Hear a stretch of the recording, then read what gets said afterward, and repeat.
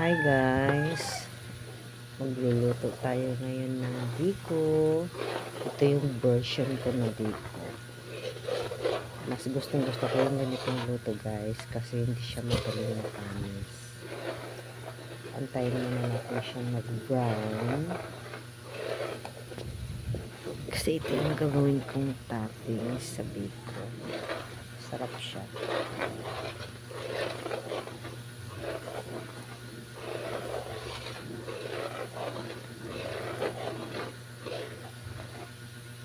Ayan, brown na siya. Charang! Ito na, luto na. Sarap papakin.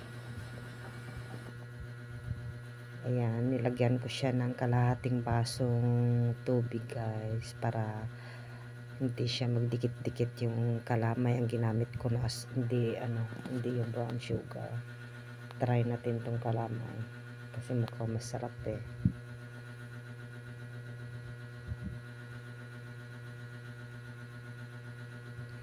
Bali sa 1 kilong malagkit, ang 3/4 na kalamay, bali mayroong kunting natira. Hindi ko siya inubos lahat, baka kasi sobrang tamis na, kaya subukan natin.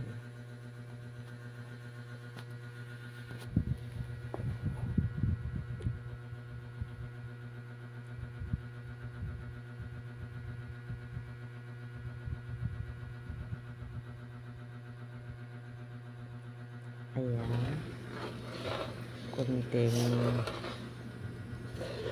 halo-halo.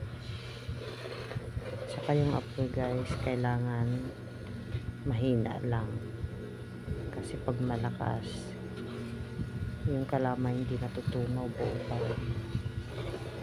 Kaya dahan-dahan lang, maluluto din yan.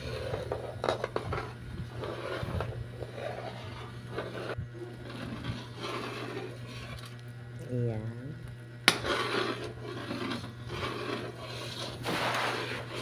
ito yung ginagawang sa Bisaya yung tira-tira.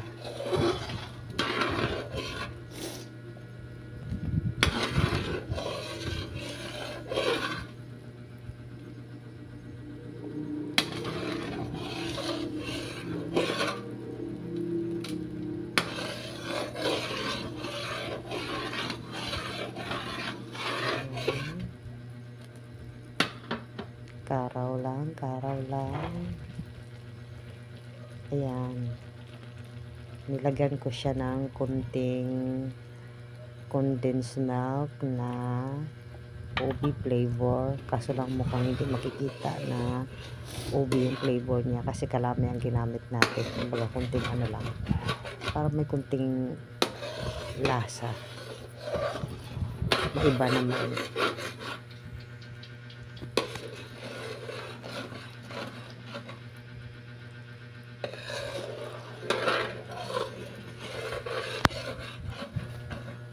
Ayan, haluin mo lang hanggang kumulo siya.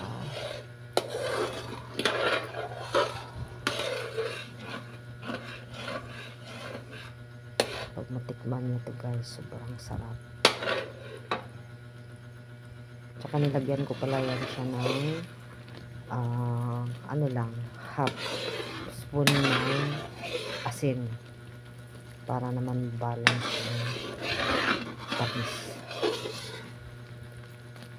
Tapos nilagyan ko rin siya ng mga kunting medium cheese, para atsup-atsup lang, kasi gusto ko yung magluto ako na yung sulit na mga sarap. Ayan o, medium cheese.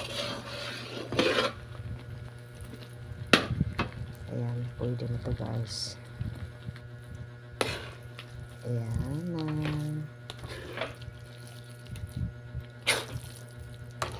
Hindi ko na napakita kung paano ko nilagay yung guys, yung malagkit, kasi ang hirap, nakahawak pa ako sa cellphone.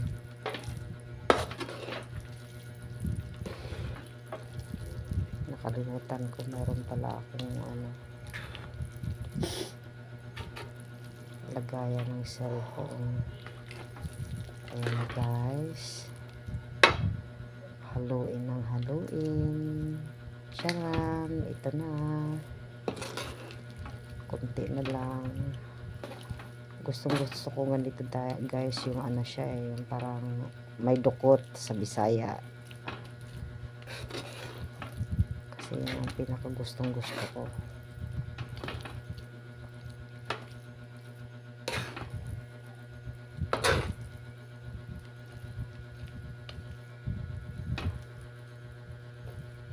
Charan, luto na.